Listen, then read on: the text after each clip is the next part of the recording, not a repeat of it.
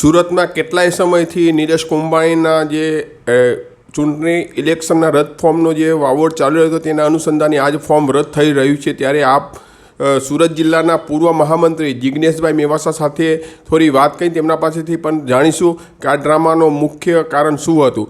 જિજ્ઞેશભાઈ, આજે જે ફોર્મ રદ થઈ રહેલું છે તેના વિશે તમે શું કહેવા માંગો?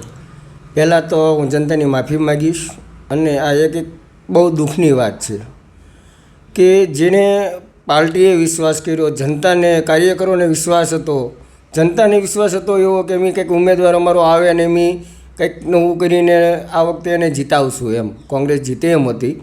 પણ આવા ગદ્દાર નીકળશે એવું ખ્યાલ નહોતો. કેમ કે ગદ્દાર હું એટલા માટે કહું છું કે જે વ્યક્તિ ઉમેદવાર છે તેમના સગા બનેવી, તેમનો સગો ભાણિયો અને એનો ભાગીદાર જો એક ખોટી એક ગાયબ થઈ જાય, એનું અપહરણ થઈ ગયું છે કે એનું આ થયું છે તે થયું, જે કાંઈ હોય આવું શક્ય નથી.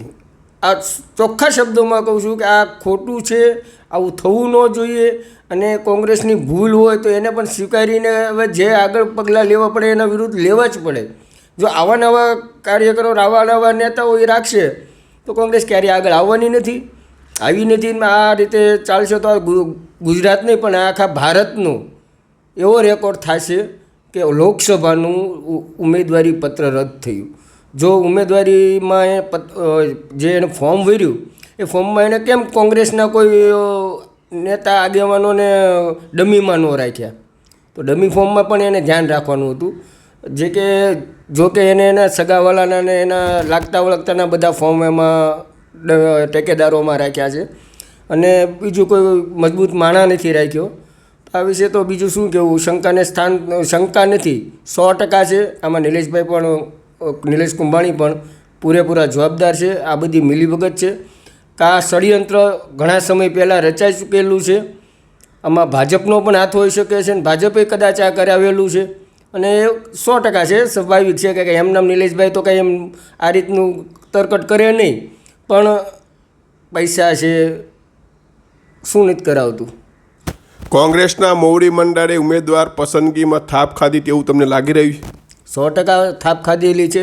કોંગ્રેસના મોવડી મંડળે તો ખાધી જ છે, પણ અહીંનું જે આખું માળખું રહ્યું ને એની ભલામણું ત્યાં એ જવાબદાર વધારે છે.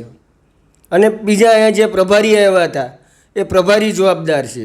તો આ બધાનું કંઈક ને કંઈક કરીને આ બધા માળખું વીખો અને કંઈક નવું સંગઠન ભેગું કરીને હવે સુરતમાં નવું લાવવું પડશે.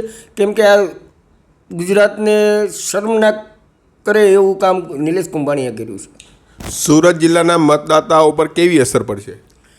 મતદાતા તો અમે એવી છે કે અમુક તો રોવા માંડ્યા છે કે હવે અમારે શું કરવું. અમુકે જેને સભાઓ કરી હતી ઘરે ઘરે જઈને અમુક બોલાવીને કે ભાઈ ચાલો અમારે આ નિલેશભાઈને એવું ચૂંટણી પ્રચાર ચાલુ કરવાનો છે, તો આપણે એનું સભા ક્યાં કરશું, કઈ રીતે કરશું, કેટલું માણસો. આ જે લોકો કહેવા ગયા હતા કે ચાલો હું બેઠો છું, તમે તાર નિલેશભાઈનું અડધી રાતે કામ પડે ત્યારે હું બેઠો છું, એવું જે કહેતા હતા એને અત્યારે લોકો જનતાને શું જવાબ દેવો? ઓસ્કાર ન્યૂઝ સાથે વાત કરવા બદલ ખૂબ ખૂબ ધન્યવાદ.